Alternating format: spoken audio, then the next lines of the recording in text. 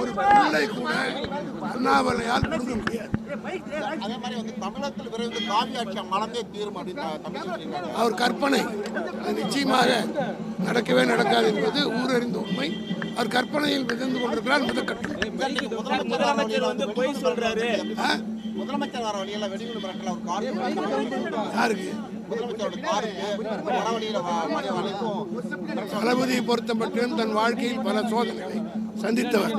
ஆகவே எதையும் சந்திக்கிற ஆற்றலும் திறமையும் எங்கள் தலைவர் இருக்கிறார். இந்த வெடிகுண்டெல்லாம் அவர் கால் தூசு கூட தொட முடியாது. பேசும்போது கூட முதலமைச்சர் வந்து பொய் சொல்றாரு, நிதி வந்து ஒதுக்கலைன்னு நான் சொல்லவே இல்லை. ஒரே மேதையில் விவாதிக்க அண்ணாமலை தயாரா? நாங்கள் தயார். அதிமுக ஆர்ப்பாட்டத்தை அறிவிச்சிருக்காங்க. தமிழகத்தில் வந்து பெண்களுக்கு குழந்தைகளுக்கு நிறைய பாலியல் அதாவது அதிமுக பற்றி கேட்காதீங்க. பாவம், அவங்கள ஒரு நெருக்கடியில் இருக்காங்க. அதனால அவங்கள பற்றி நான் ஒன்றும் சொல்லுவேன். நிர்வாகத்தினுடைய நலன் கருதி பல மாற்றங்களை செய்வார்கள். அது மக்கள் நலனுக்காக இருக்கும்.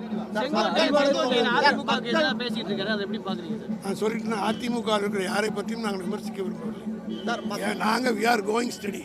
We are not bothered about any others. Modi 10 வருஷம் முன்னாடி கொண்டு வந்தார். அதை பார்த்து காப்பீடுக்கிற முதலமைச்சர் மக்கள் மருந்தகம் பிரதமர் மோடி கொண்டு வந்த திட்டத்தை வந்து இப்போ காப்பீடிக்கிறாங்க. இவர் ஸ்டிக்கர் ஒட்டுற முதல்வர்ன்றதை ஒன்று மறுபடியும் நிரூபணம் பண்ணுறாங்க. ஸ்டிக்கர் ஒட்டுறது யார் என்பது உங்களுக்கே தெரியும். ஸ்டிக்கர் யார் ஒட்டுறா?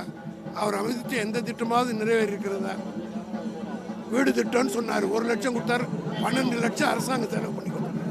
ஆக அதை பற்றி டீட்டெயிலாக சொல்லணும்னா தனி பிரஸ் கான்ஃபரன்ஸ். நடிகர் விஜய்க்கு தமிழகம் முழுவதும் 15-20% வாக்குகள் இருக்கிறான்னு சொல்லி அவங்க தரப்புல சொல்லப்படுது. அதை பற்றி நான் தேர்தல் வியூக நிபுணர் வந்து திரு பிரசாந்த் கிஷோர் வந்து சந்திக்கிறாரு. பணியாற்றினவர் அவரே பீகார் எதிரான ஒரு நிலைப்பாடு அவரே டெபாசிட் வாங்கலை பீகாரில். அதனால அதை பற்றி நான் ஒன்று சொல்றேன். அவரே டெபாசிட் வாங்கலையே பீகாரில்.